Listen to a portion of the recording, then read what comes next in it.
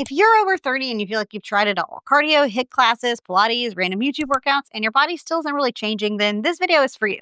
I'm Alexandria, 36-year-old mom, licensed therapist, and gym rat who's lost over 40 pounds naturally. Let's start with cardio. This is walking, running, cycling, elliptical, dance workout, most Peloton rides, really anything that keeps your heart rate up for a while. And cardio is great for a lot of things.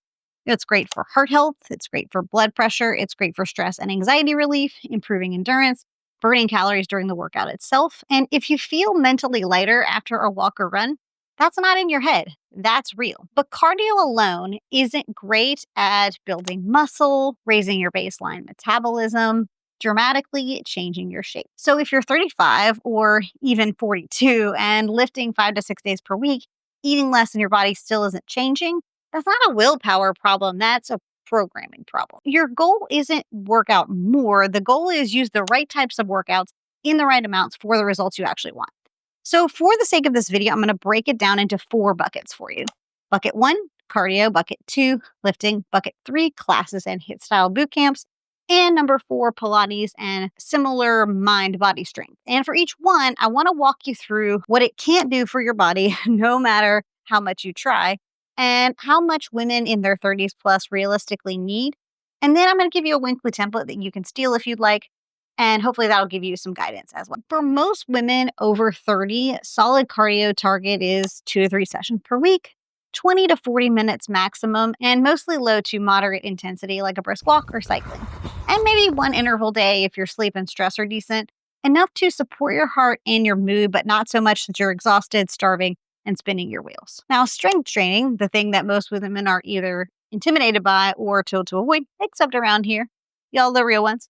Here's what lifting actually does for you. Builds strength, builds muscle, which increases how many calories you burn in a day, supports bone density and joint health as you age, improves blood sugar control and insulin sensitivity, creates that toned look many women want but try to get from cardio.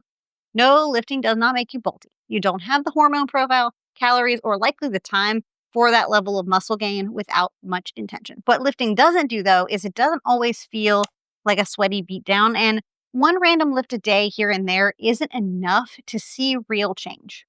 But for women 30 plus like myself, I love 2 to 3 full body sessions of lifting per week, focusing on simple movement patterns like squat or lunge, hip hinge like deadlifts or RDLs, upper body pull, and you want weights that feel challenging, especially on those last couple of reps, while keeping good form. If you're doing 20 or more reps of something, it's probably too light, but I'll link a video here for you about how to choose the right weights based on your goals in case you want more information on that. But think of lifting as the foundation and then everything else is sort of the optional seasoning on top of your chicken breast. That sounded weird?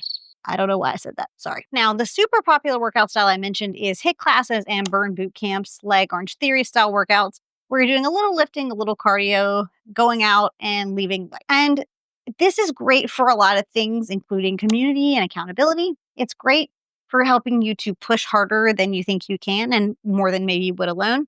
And it's also time-efficient conditioning. The program isn't built around your specific goals, and often the kind of lifting thing, kind of cardio thing doesn't really help you build consistent strength. And it's easy to overdo the intensity, especially with stress, poor sleep, or even perimenopause. And I don't hate all these kinds of workout. I just don't love them as your only type of workout style, especially if fat loss or recomposition is your goal. How I like to use them as a woman 30 plus is 1 to 2 days per week on days that I'm not lifting heavy, and I treat them more as conditioning rather than my primary strength work. Now let's talk about Pilates because there's a lot of confusion around the Pilates body. Don't get me started. So what Pilates is amazing for though? Pilates is amazing for core strength and deep stabilizing muscles, posture alignment, which is huge if you sit a ton or if you carry kids, joint-friendly strength if you're dealing with aches postpartum or perimenopause, mind-body connection and strength regulation. And if you feel taller or more put together and calmer after Pilates, that's real and it's also incredibly valuable.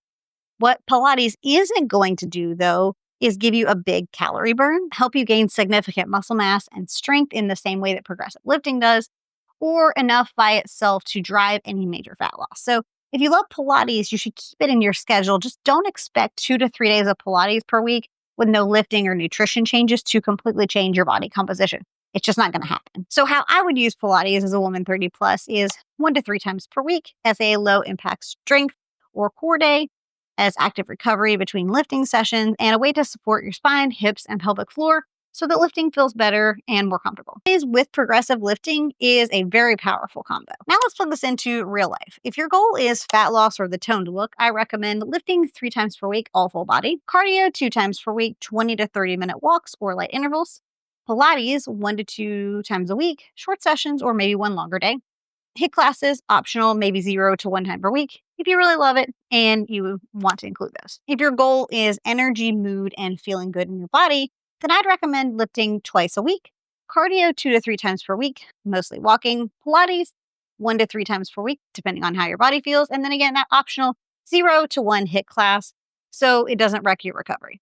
If your goal is strength and muscle and a body recomp, then I would recommend a minimum of 3 to 4 times a week lifting, cardio 1 to 2 times a week as maybe walking primarily, Pilates once or twice a week as accessory or recovery work, and then again, that optional HIIT class if it's not going to take away from your lifting recovery.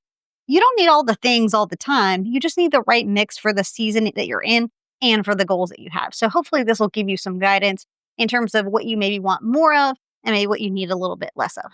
And if you're doing a bit of everything and not seeing much change, there's nothing wrong with you. You just didn't have a strategy that makes sense for your 30s plus body. And if you want this broken down into an exact 90-day roadmap, that's coming at the beginning of January. So I'll link it on the screen when it's ready. But in the meantime, I will link some other videos for you and make sure you subscribe so you don't miss it. So let me know in the comment.